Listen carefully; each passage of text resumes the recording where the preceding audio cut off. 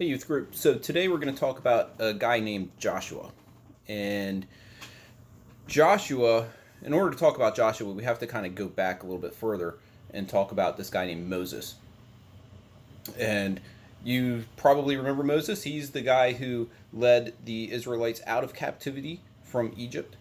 And so they went through the desert, and they had to fight their way to where they were going. Right? God says to the Israelites, "Hey, I'm going to give you this land, and it's way over there that way. It's way over that way. So you got to march there, and it's going to take you a little while, but you're going to get there, and I'm going to lead you there, and it's going to be yours. It's going to be your home." So Moses leads them. They've got to fight their way through, which they do, and they get to the border of this land that they're supposed to take. It's going to be their new home. And they say, "Hey, let's send some guys in to scout this land out." And so they do. They send 12 people in, and those people are roaming around there for about 40 days, and then they come back. And they bring stories of, how wonderful this land is, how much food is there, just how amazing this place is. It's abundant with everything that they need and everything that they want. But they also bring back stories about how scary the people are, and that they're just not going to be capable of taking this place over, and so they convince the people not to go, not to go in, not to do this, and not to go to the place that God said is going to be their home. But did God send them there? Yeah, he sent them there. And was God going to provide for them? Yeah, if God is calling them into this place, he's going to provide a way for them to take this place, right? If God says, "Hey, this is yours," even if someone else has it, God's going to find a way to make it yours, right? That's his promise into their lives. And so they're giving up on that promise.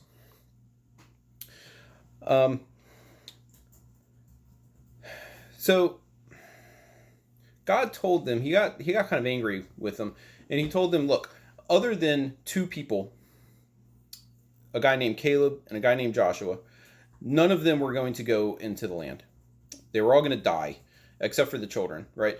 So all of the people that left Egypt to go to the promised land, that they were going to have this whole new life, whole new home, were not going to get it because they did not act on the promise that God had given them for their land.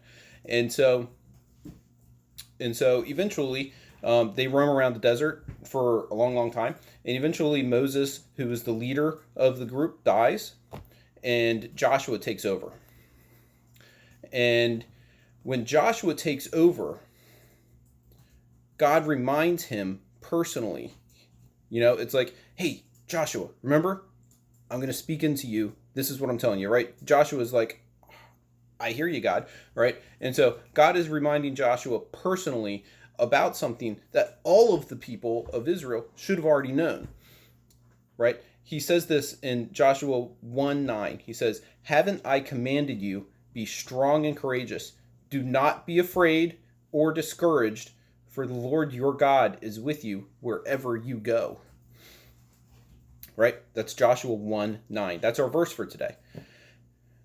"Haven't I commanded you, be strong and courageous. Do not be afraid or discouraged, for the Lord your God is with you wherever you go."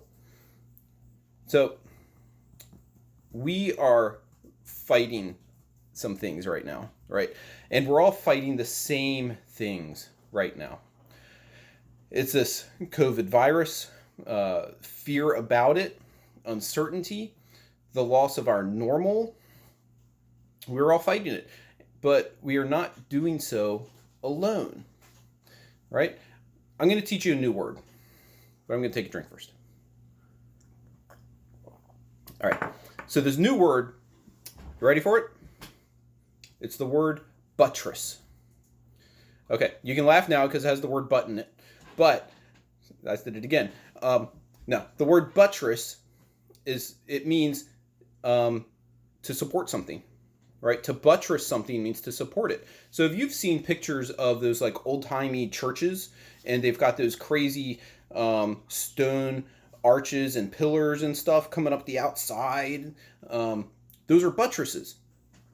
And the cool thing about the buttresses is that a single buttress doesn't do anything. It doesn't hold up anything.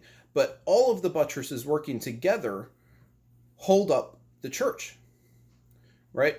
And likewise, when one of those buttresses cracks or needs to be repaired or something like that, the others will support the weight while that one can be repaired, right? So the point here is you are not in this situation right now. You are not going through this time right now alone. Be strong and courageous. Do not be afraid or discouraged. You are able to stand against the things that we are faced with. And when you need to find your own support, reach out. Right? DM me, call me, DM your friends, call your friends. We are all here for each other. And we are all supporting each other right now. Because we are all capable of being strong and courageous. We're all told not to be afraid or to be discouraged. And these aren't my words. These are the words of God going into you, right? And so listen to God. Don't listen to PJ. Listen to God, right? Because he knows a whole lot more than I do. I'm just repeating what he's told me. So be strong and courageous. Do not be afraid or discouraged. And when you need help, lean on someone else, right? Let someone else buttress you until you get back into your normal and you can start doing it yourself. Cool? Awesome.